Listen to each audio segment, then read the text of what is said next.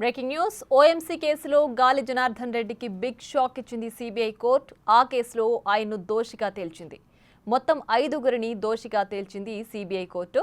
A1 BV Srinivas Reddy, A2 Gali Janardhan Reddy, A3 BD Rajagopal, A4 OMC company, A7 Ali ఖాన్ను CBI court దోషులుగా తేల్చింది.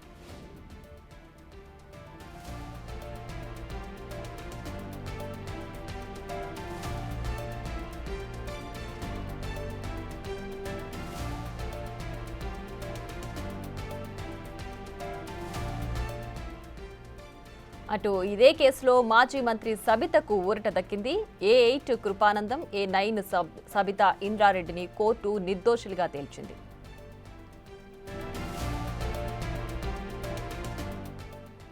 OMC కేసులో గాలి జనార్దన్ రెడ్డికి బిగ్ షాక్ ఇచ్చింది సిబిఐ కోర్టు. ఆ కేసులో ఆయన్ను దోషిగా తేల్చింది. మొత్తం 5గురిని దోషిగా తేల్చింది CBI court. A1 BV Srinivas Reddy, A2 Gali Janardhan Reddy, A3 BD Rajagopal, A4 OMC company, A7 Ali ఖాన్ను సిబిఐ కోర్టు దోషులుగా తేల్చింది. ఇక ఇదే కేసులో మాజీ మంత్రి సబితకు ఊరట దక్కింది. A8 కృపానందం, A9 సబితా ఇంద్రారెడ్డిని కోర్టు నిర్దోషులుగా తేల్చింది.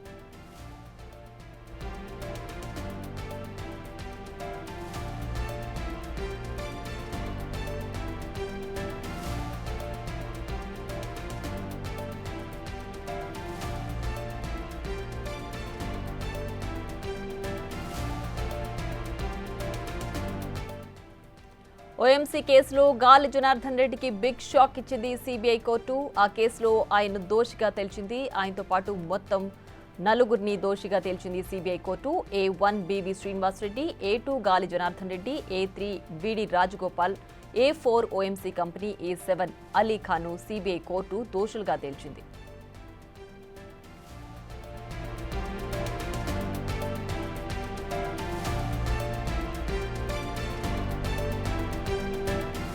మరింత సమాచారాన్ని మా ప్రతినిధి సురేష్ లైవ్ లో అందిస్తారు. సురేష్, చెప్పండి, ఓఎంసీ కేసులో గాలి జనార్దన్ రెడ్డితో పాటు ఇంకా 4గురిని కూడా దోషులుగా తేల్చింది కదా సిబిఐ కోర్టు. అలాగే సబితా ఇందారెడ్డి ఇందులో నిర్దోషిగా తేలింది. ఏంటి దీనికి సంబంధించి పూర్తి డీటెయిల్స్?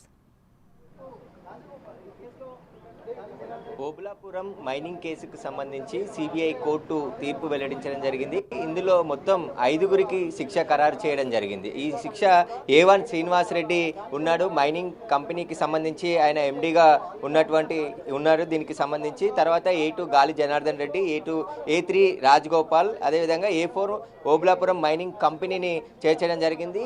A7 అలీ ఖాన్, ఎవరైతే గాలి జనార్దన్ రెడ్డి పిఏ ఇతనికి సంబంధించి ఇన్వాల్వ్మెంట్ కూడా ఈ కేసులో ఉన్నట్టుగా కేసు నిర్ధారించింది. అయితే సబితా ఇంద్రారెడ్డి, మాజీ మంత్రి సబితా ఇంద్రారెడ్డి ఈ కేసులో A9గా ఉంది, కానీ ఆమెను నిర్దోషిగా ప్రకటించడం జరిగింది. ఆమెతో పాటు మరొకరిని A8గా ఉన్నటువంటి మాజీ ఐఏఎస్ అధికారి కృపానందంని కూడా నిర్దోషిగా ప్రకటించింది. ఈ కేసులో శ్రీలక్ష్మిని కూడా ఇంతకుముందే ఈ కేసు నుంచి డిశ్చార్జ్ చేయడం జరిగింది. ఆమెకి ఈ కేసులో ఎలాంటి సంబంధం లేదని చెప్పేసి గతంలోనే సిబిఐ కోర్టు ఆమె పేరుని డిశ్చార్జ్ చేశారు. అయితే మరొక నిందితుడు చనిపోవడం జరిగింది. మొత్తం ఇప్పటివరకు ఈ కేసులో 5గురికి శిక్ష ఖరారు చేసింది. అందులో శ్రీనివాస్ రెడ్డికి 7 సంవత్సరాల పాటు శిక్ష ఖరారు చేసింది. మిగతా వారికి ఎన్ని సంవత్సరాలు అనేది మరికొద్ది సేపట్లోనే తెలిసే అవకాశం ఉంటుంది. అయితే ఇప్పటికే గాలి జనార్దన్ రెడ్డి 4 సంవత్సరాల జైలు జీవితం గడిపాను కాబట్టి మిగతా శిక్షని రద్దు చేయాలని అభ్యర్థించినప్పటికీ కూడా ఎవరికైతే ఈ కేసుకు సంబంధించి వారందరికీ ఏ విధంగా శిక్షలు ఉంటాయో అతనికి కూడా అదే విధంగా ఉంటాయని చెప్పేసి కూడా కోర్టు అభిప్రాయపడ్డట్టు తెలుస్తుంది.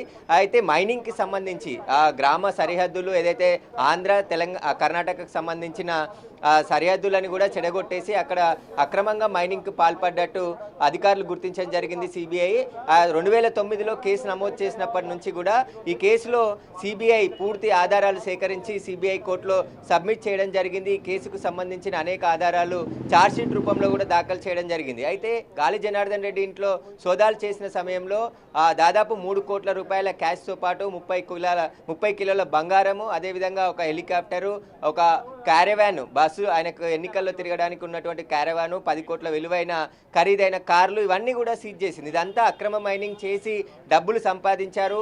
మైనింగ్కి ఒక చోట అనుమతి తీసుకొని అండర్ గ్రౌండ్ మైనింగ్ చేసి సరిహద్దులు పూర్తిగా తొలగించే విధంగా మొత్తం మైనింగ్ చేసి ఆ మైనింగ్కి సంబంధించిన మొత్తం కొల్లగొట్టారు సంపద అని చెప్పేసి కూడా సిబిఐ గుర్తించి ఆ ఛార్జ్షీట్ రూపంలో ఆధారాలు సేకరించి పూర్తిగా కోర్టుకు తెలపడం జరిగింది. 14 సంవత్సరాలు సుదీర్ఘంగా విచారించిన సిబిఐ కోర్టు ఈరోజు ఎట్టకేలకు ఈ కేసులో నిందితులుగా 5 మందిని చేర్చడం జరిగింది. వారంతా కూడా దోషులుగా తేల్చింది.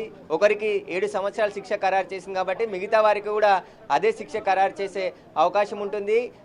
అప్పటి ఆంధ్రప్రదేశ్ ఉమ్మడి రాష్ట్రంలో ఉన్నటువంటి ప్రభుత్వం నుంచి ఒక జీవో తీసుకొచ్చి ఈ మైనింగ్ అనుమతులు తీసుకున్నారు. మళ్ళీ ఇందులో అక్రమాలు జరిగాయని చెప్పేసి కూడా రోషయ్య ప్రభుత్వం మళ్ళీ ఒక జీవో తీసుకొచ్చి వాటి అనుమతులు రద్దు చేసి కేంద్ర ప్రభుత్వం దర్యాప్తు సంస్థ అయినటువంటి సిబిఐ ద్వారా విచారణ జరిపించాలని చెప్పేసి ఆయన ఫిర్యాదు చేయడంతో పలు సెక్షన్ల కింద కేసు నమోదు చేసి సిబిఐ దర్యాప్తు చేసింది. ఈ దర్యాప్తులో భాగంగా గాలి జనార్దన్ రెడ్డికి సంబంధించిన అనేక అక్రమాలు బయటపడ్డాయి. ఆ గ్రామాలకు సంబంధించి ప్రజలను కూడా విచారించడం జరిగింది. ఎవరైతే ఆ గ్రామాల్లో తీవ్ర ఇబ్బందులు ఎదుర్కొంటున్నటువంటి మైనింగ్ ద్వారా అనేక రోడ్డు ప్రమాదాలు కూడా జరిగాయి అక్కడ.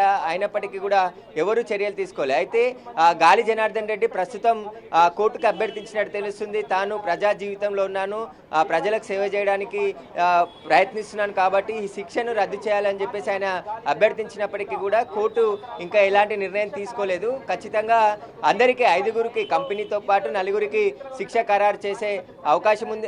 అంటే ఎన్ని సంవత్సరాల శిక్ష అనేది మరికొద్ది సేపట్లోనే చెప్పే అవకాశం ఉంది. శ్రీనివాస్ రెడ్డికి ఆల్రెడీ 7 సంవత్సరాల శిక్ష చెప్పింది కాబట్టి మిగతా వారికి కూడా అంతే శిక్ష ఉండే అవకాశం ఉంటుంది. అయితే ఈ మైనింగ్కి సంబంధించి గాలి జనార్దన్ రెడ్డి కోట్ల రూపాయలు అంటే 1000 కోట్ల రూపాయలు సంపాదించి విదేశాలకు అక్రమంగా మైనింగ్ని ఎక్స్పోర్ట్ చేశాడు. ఆయన లారీలు రోజుకు 1000 లారీలు మైనింగ్ ద్వారా అక్కడ సేకరించినటువంటి ఇనుప ఖనిజాలన్నిటిని కూడా విదేశాలకి ఎక్స్పోర్ట్ చేసి పెద్ద ఎత్తున లబ్ధి పొందినట్టు గుర్తించడం జరిగింది. అయితే దీనికి సంబంధించి సిబిఐ కోర్టు సుదీర్ఘంగా దర్యాప్తు చేసి పూర్తిగా ఈ కేసుకు సంబంధించి పూర్తి వివరాలన్నిటిని కూడా సేకరించిన తర్వాత ఈరోజు శిక్ష ఖరారు చేయడం జరిగింది. దీనికి సంబంధించి మరికొద్ది సేపట్లోనే అంటే సబితా ఇంద్రారెడ్డి ఈ కేసులో ఉన్నటువంటి నిందితులందరూ కూడా కోర్టుకు చేరుకున్నారు. ఉదయమే 10 గంటలకి కోర్టుకు వచ్చారు. కోర్టుకు వచ్చి ఇప్పటి వరకు అంటే లంచ్ తర్వాత తీర్పు వెల్లడిస్తారని చెప్పేసి అప్పటి వరకు కూడా వేచి చూశారు. లోపటే ఇంకా అందరూ ఈ కేసుకు సంబంధించిన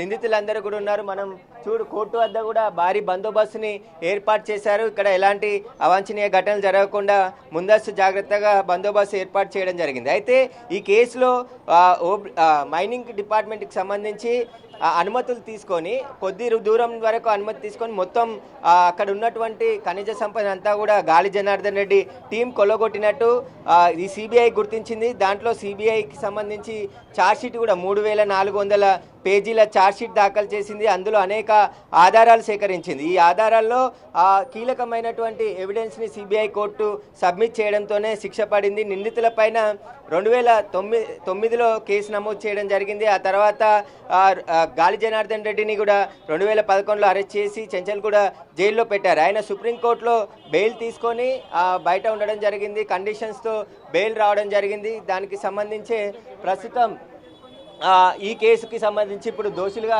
తేల్చారు కాబట్టి పూర్తిగా ఇప్పుడు వీరికి రిలీఫ్ ఇవ్వలేదు. ఖచ్చితంగా ఎవరైతే సబితా ఇందర్ రెడ్డికి మాత్రం ఆమె నిర్దోషిగా ప్రకటించడం జరిగింది. తన ఇన్వాల్వ్మెంట్ ఇందులో లేదు అని చెప్పేసి ఆమె తరపు న్యాయవాదులు వాదన వినిపించడం జరిగింది.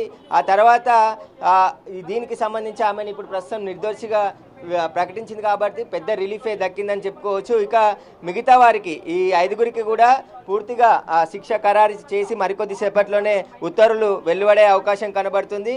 ఇక ఈ కేసుకు సంబంధించి 2015లో జనవరి 20న షరతులతో కూడిన బెయిల్తోని గాలి జనార్దన్ రెడ్డి బయటికి రావడం జరిగింది. ఆ తర్వాత బెయిల్ పైనే ఉన్నాడు కాబట్టి ఈ కేసుకు సంబంధించి శ్రీనివాస్ రెడ్డి పాత్ర, ఆయనకు సంబంధించిన మిగతా 4గురు కూడా పాత్ర చాలా కీలకంగా ఉన్నట్టు సిబిఐ ఆధారాలు సేకరించి కోర్టుకు సబ్మిట్ చేయడం జరిగింది. మరికొద్ది సేపట్లోనే నిందితులు బయటికి వచ్చే అవకాశం ఉంది. ఆయన న్యాయవాదులు కూడా ఈ జడ్జిమెంట్ పై మాట్లాడే అవకాశం కూడా కనబడుతుంది. గాలి జనార్దన్ రెడ్డి ఇంట్లో చాలా విలువైన వస్తువులు స్వాధీనం చేసుకోవడం జరిగింది. అత్యాధునికమైన హంగులతో కూడినటువంటి ఒక కార్వాన్ని స్వాధీనం చేసుకున్నారు సిబిఐ. అప్పుడు హెలికాప్టరు, అదేవిధంగా విలువైన 1000 పత్రాలను కూడా ఆయన ఇంట్లో స్వాధీనం చేసుకోవడం జరిగింది. ఇవన్నీ కూడా అక్రమ మైనింగ్కి పాల్పడి పూర్తిగా ఇవన్నీ సంపాదించినట్టుగా గుర్తించడం జరిగింది. ప్రస్తుతం సిబిఐ కోర్టు ఇచ్చినటువంటి తీర్పు మాత్రం సంచలనంగా మారింది. ఆ అక్రమాలు ఎవరు చేసినా ఖచ్చితంగా కోర్టు శిక్షిస్తుందని చెప్పేసి రుజువైంది. Right Suresh, thanks for the updates. ఇక ఓఎంసీ కేసులో కీలక తీర్పు వెలువడింది. దీంట్లో గాలి జనార్దన్ రెడ్డికి 7 సంవత్సరాల శిక్షను ఖరారు చేసింది. దీనికి సంబంధించి పూర్తి డీటెయిల్స్ మా ప్రతినిధి దామోదర్ ఫోన్ లైన్లో అందిస్తారు. దామోదర్, చెప్పండి, ఓఎంసీ కేసులో అటు సబితా ఇంద్రారెడ్డికి ఊరట దక్కింది, మరి ఇటువైపు గాలి జనార్దన్ రెడ్డికి 7 సంవత్సరాల శిక్షను ఖరారు చేసింది. ఈ కేసులో ఉన్న రిమైనింగ్ దోషులకి ఎన్ని సంవత్సరాల శిక్ష పడే అవకాశం ఉంది? ఎంతసేపట్లో తేలే ఛాన్స్ ఉంది? ప్రియా, అనంతపురం జిల్లా రాయదుర్గం సమీపంలోనే ఓఎన్సీ గనులకు సంబంధించి ఈ కేసు 2009లో సిబిఐ టేకప్ చేసింది. అంతకు మునిపే ఆ ఓఎన్సీ కేసుకు సంబంధించి ఓబులాపురం మైన్స్ కంపెనీకి సంబంధించి గతంలో ఏదైతే వారసుడు లీజులు పొందిన తపాల్ గణేష్ ఈ విషయం మీద సిబిఐ ఫిర్యాదు చేయడంతో పాటు అదేవిధంగా కోర్టుకు కూడా వెళ్ళాడు. అయితే అప్పట్లో తపాల్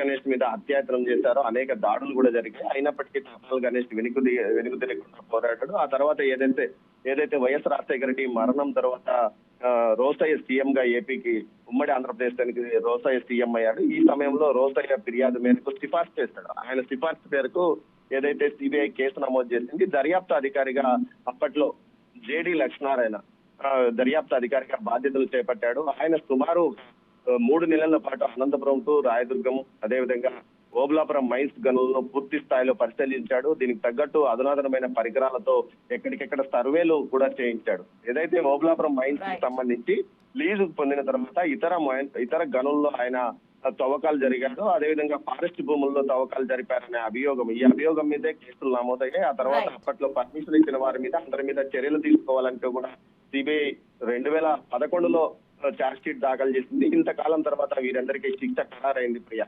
right Damodar, thanks for the updates.